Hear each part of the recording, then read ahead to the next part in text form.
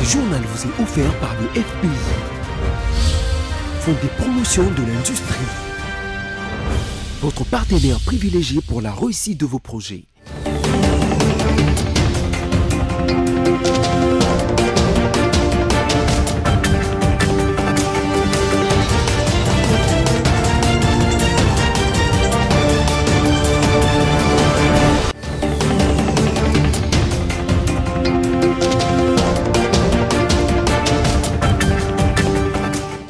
Mesdames, Messieurs, bienvenue à ce nouveau numéro du journal sur BSC TV. En voici le sommaire.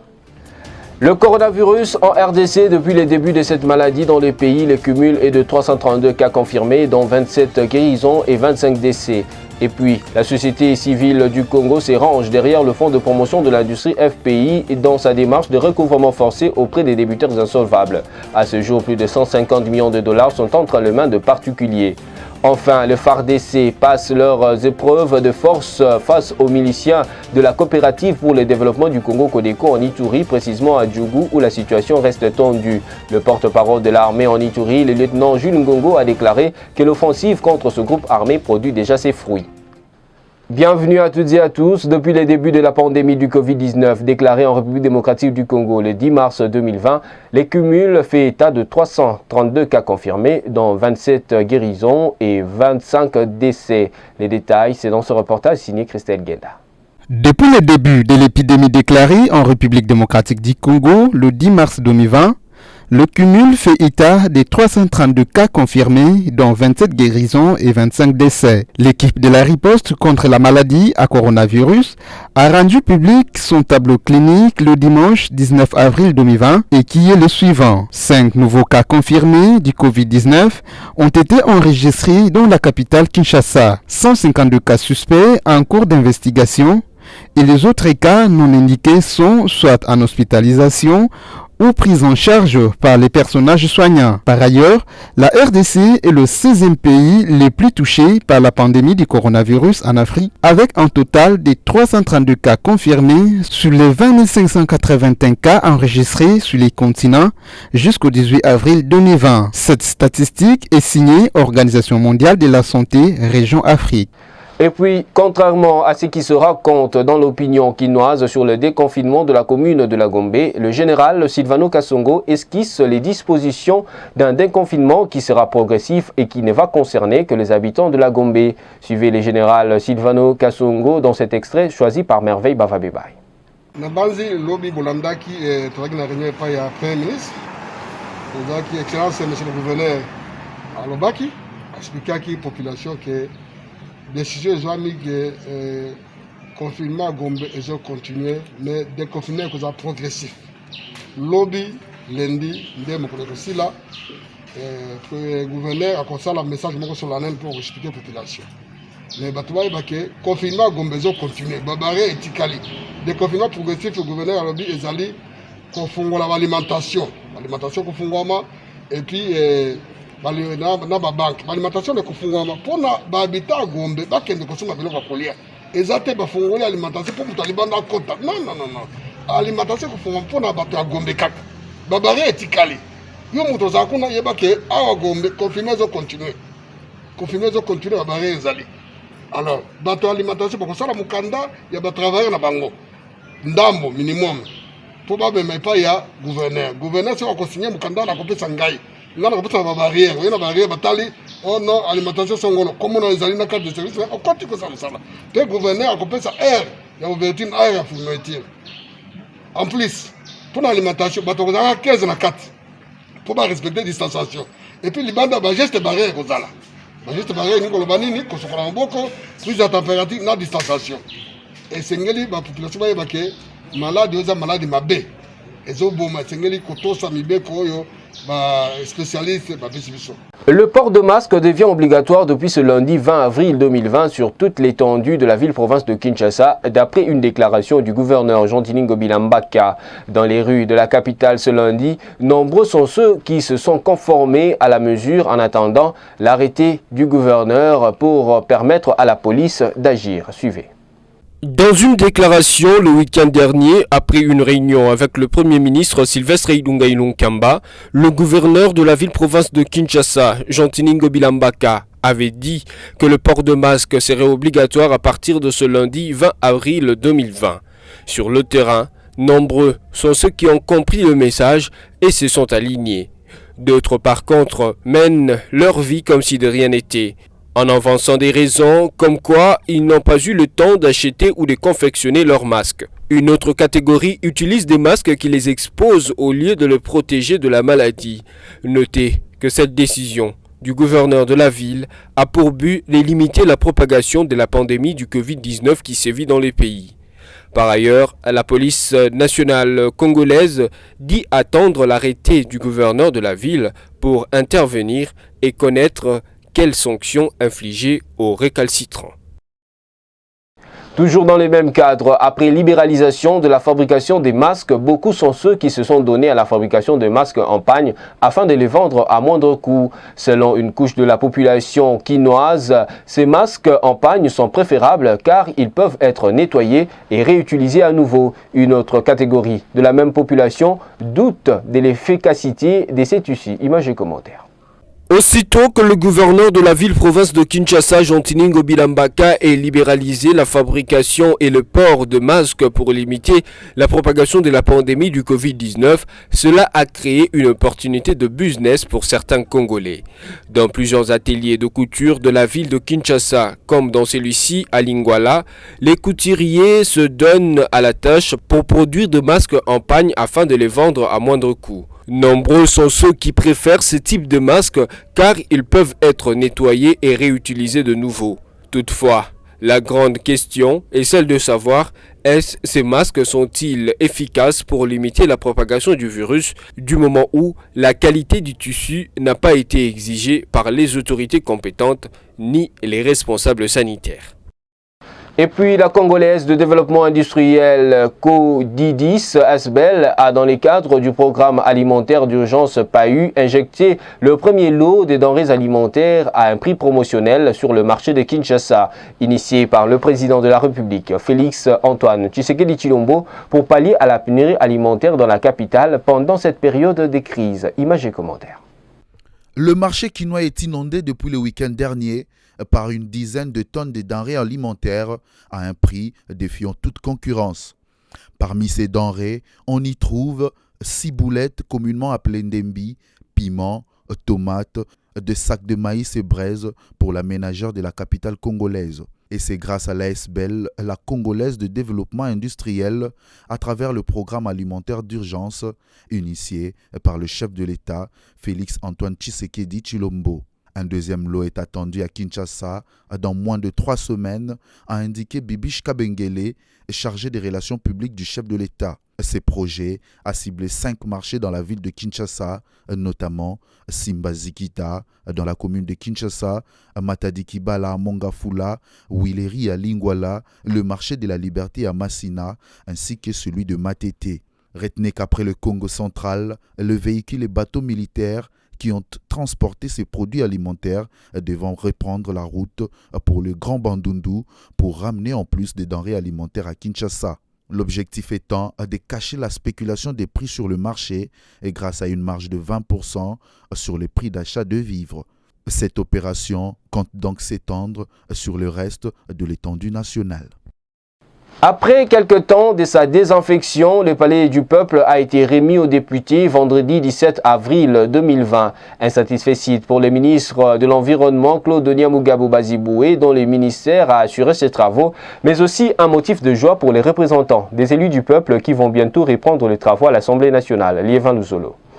Pour Claude Niamugabo Baziboué, ministre de l'Environnement et du Développement durable, il faut toujours lier la parole à l'acte. C'est avec assurance que lui et ses collègues des relations avec le Parlement, vice-ministre de la Santé et celle de l'Environnement et du Développement durable échangent cordialement avec les caisseurs adjoints de l'Assemblée nationale aux côtés du secrétaire général de cette importante institution. Juste après, direction la salle des plénières. Dans un délai imparti respecté, les clés sont toutes remises aux responsables de ces hauts temples de la démocratie. Rien qu'en y entrant, on sait humer l'odeur des produits utilisés pour la désinfection, désinsectisation et dératisation. Le personnel de la direction de l'assainissement du ministère de l'Environnement et du Développement durable a travaillé ardemment avec professionnalisme pour dompter cet important bâtiment à la grande satisfaction du ministre Claude Nyamugabo.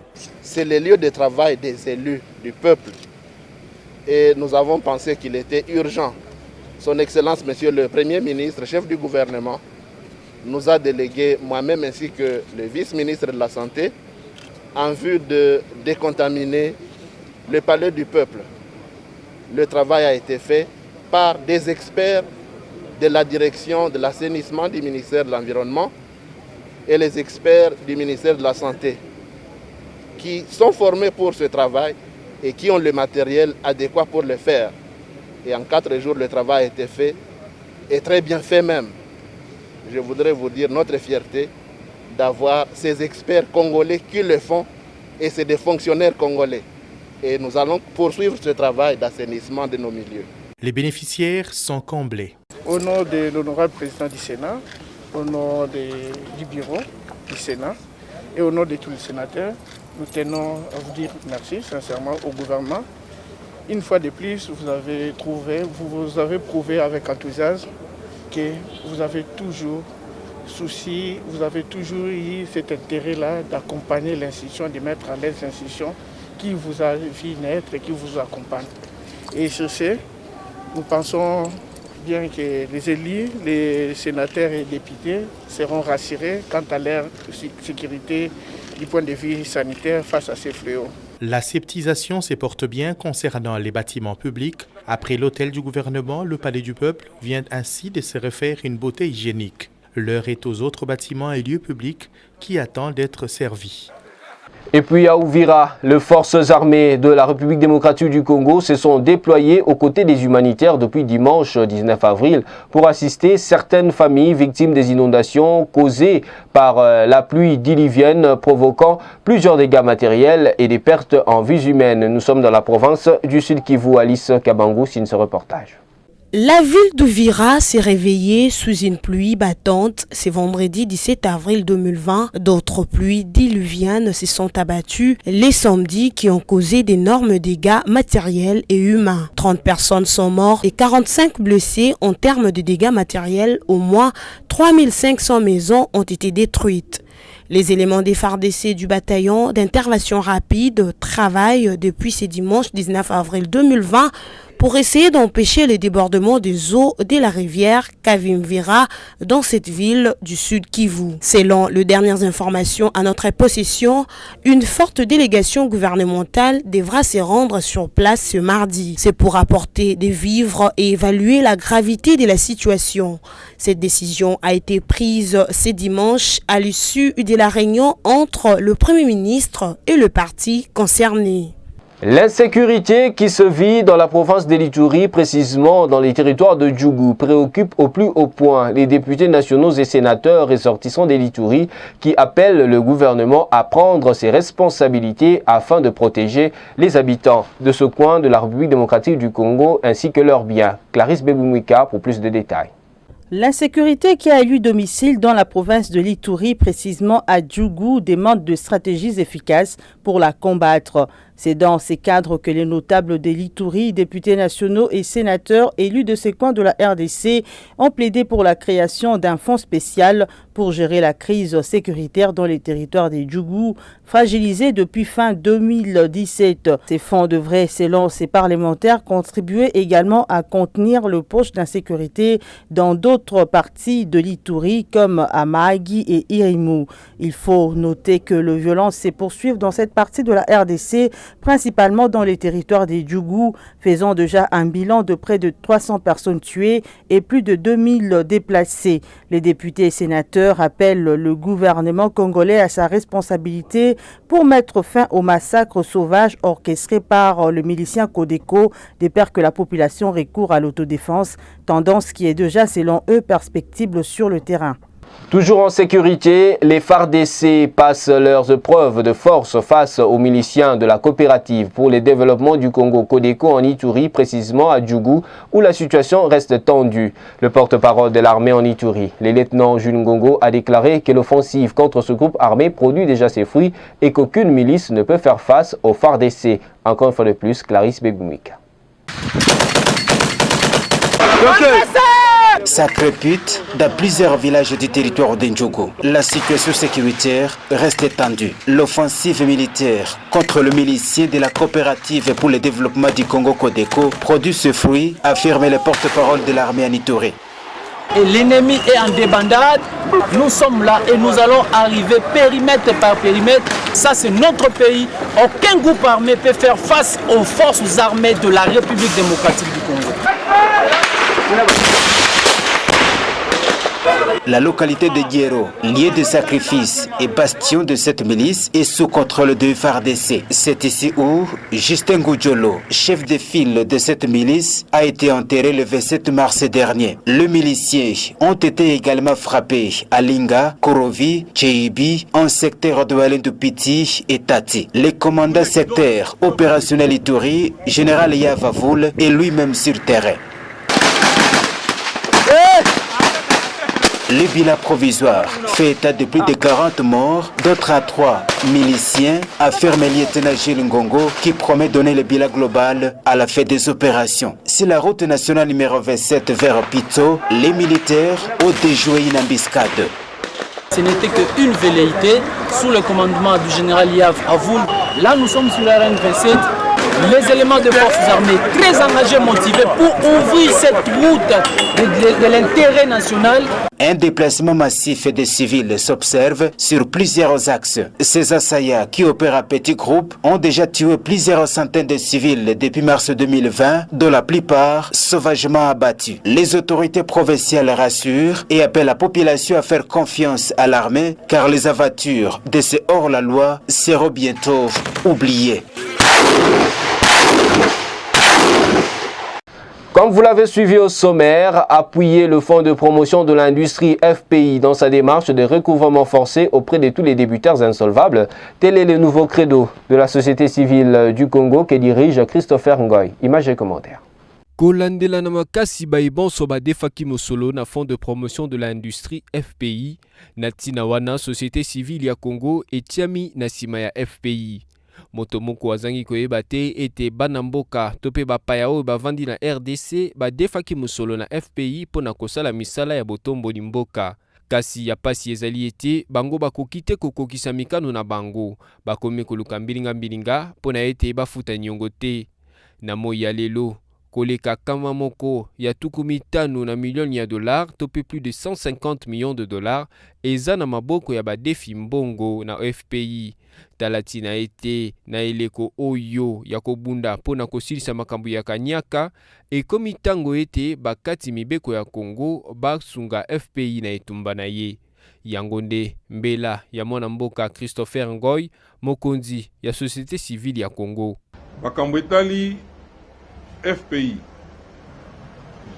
bambongo ebima batu bakendaka FPI wana ezali Fonds de promotion industrielle.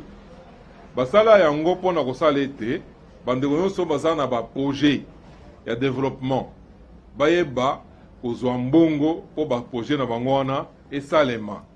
Mais tokamwe mingi na koyoka ete plus de 100 millions de dollars 150 millions de dollars ebima batu bazwa yango à la place ya kosala misala oyo bazolaki mbongo bake kosala makambo mosusu. Yango esali ete baza na makoki ya kozongisa susu misala wana epa FPI me mbongo wana epa FPI te po FPI ayeba kodefisa yango na bandeko mosusu baza na baprojet oyo ezozela.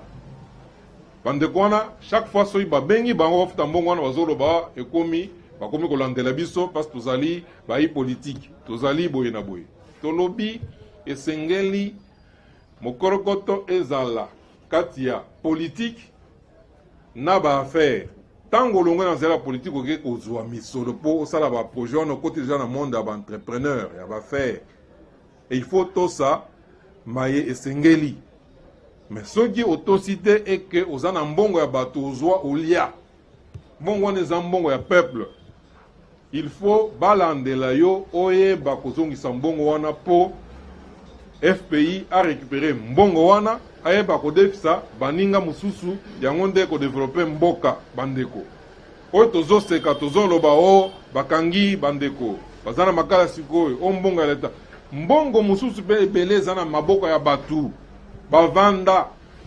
Alors bayeba kozongisa mbongo wana pamba te biso tokotelemela justice alandela bango, tokotelemela FPI alandela bango po mbongo wana eza lokola mbongo ya biso nyonso bakongole. Kaka na mayangani oyo esangisaki bapanzi sango elobamaki ete société civile ya RDC ekobimisa na poasa bazuzi nyonso oyo na esika ya kosala mosala na bango na bosolo bamipesi na kobundela bato ya mayele mabe. Société civile ya RDC elobi lisusu ete ekomi tango ya kobelela na mongongo makasi. Enfin, Franck Kalumba, nouveau directeur général de l'Office de voirie et drainage OVD, est entré en fonction officiellement vendredi 18 avril 2020 à l'issue d'une cérémonie organisée par le conseil d'administration de cette entreprise publique. Merveille Bavabebay nous en parle. Désigné directeur général de l'Office de voirie et drainage par le vice-premier ministre, ministre des Infrastructures et Travaux Publics, Willingo Pos, conformément à l'arrêté numéro CAB-VPM-ITP-WNS-006-2020 du 16 avril 2020, Franck Kalumba est entré en possession de ses fonctions vendredi 18 avril 2020 dans l'après-midi. C'était en présence de la présidente du conseil d'administration de cette entreprise, la directrice de cabinet adjointe du ministre des tutelles, du commissaire aux comptes ainsi que la délégation syndicale que ses fils maison de l'OVD a reçu le bâton de commandement.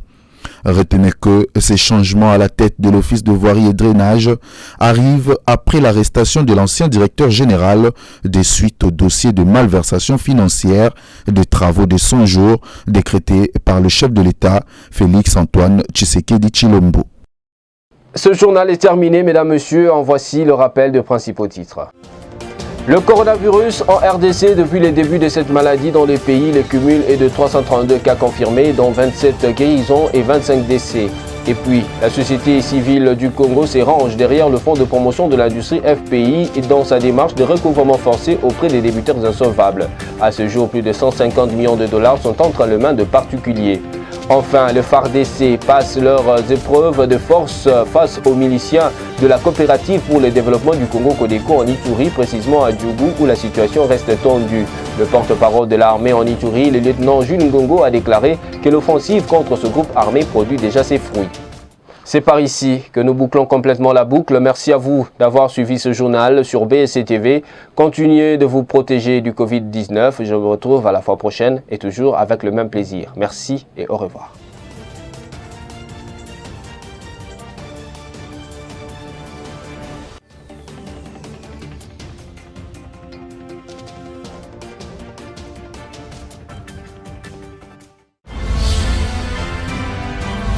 Ce journal vous a été offert par le FPI, Fonds des promotions de l'industrie, votre partenaire privilégié pour la réussite de vos projets.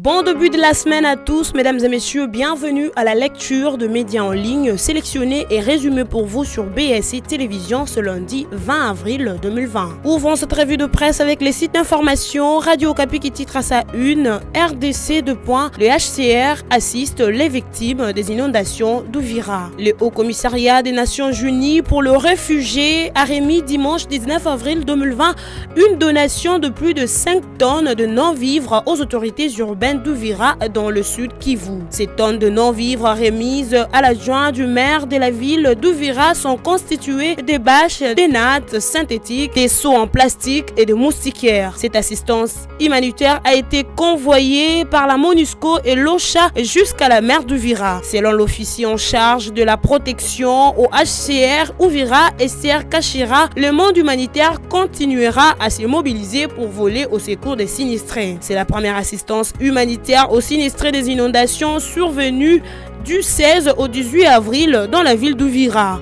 Au moins 23 personnes ont perdu la vie vendredi 17 avril à la suite d'une pluie diluvienne qui s'est abattue sur la ville d'Uvira au sud Kivu. Les bilans encore provisoires fait aussi état de plus de 50 blessés et plusieurs maisons endommagées.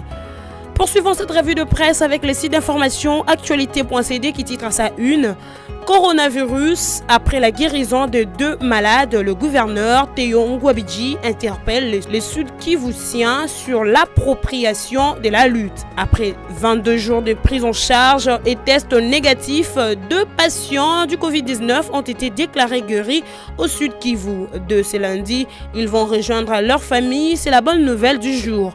Une cérémonie a été organisée à Bukavu pour marquer ce qui est considéré comme une victoire tant de l'équipe de riposte que l'ensemble de la province pour les mesures instaurées depuis la détention du premier cas. Le gouverneur a également loué le sens des responsabilités des patients qui s'étaient présentés de leur propre volonté aux équipes de riposte après l'apparition de premiers symptômes. Bouclons cette revue de presse avec les sites d'information Forum des As qui titre à sa une pour contenir la propagation de la pandémie Covid-19 : port obligatoire du masque de ce lundi à Kinshasa. La police et l'armée seront déployées pour faire respecter le geste barrière, prévient le ministre de la Santé, Dr Eteni Longondo.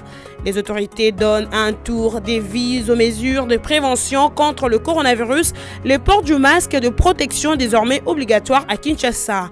Ces décisions prises au cours de la réunion présidée par le Premier ministre samedi 18 avril 2020 entrent en vigueur de ce lundi 20 avril sur l'ensemble de la capitale, a annoncé le gouverneur de la ville. Pour que cette mesure soit de stricte application, l'hôtel de ville fait savoir qu'il va mettre à contribution les forces de la police. La police est chargée de veiller scrupuleusement au respect de port de masque, des mesures de distanciation sociale et des mesures d'hygiène. Cette revue de presse est terminée. Merci à vous de l'avoir suivie.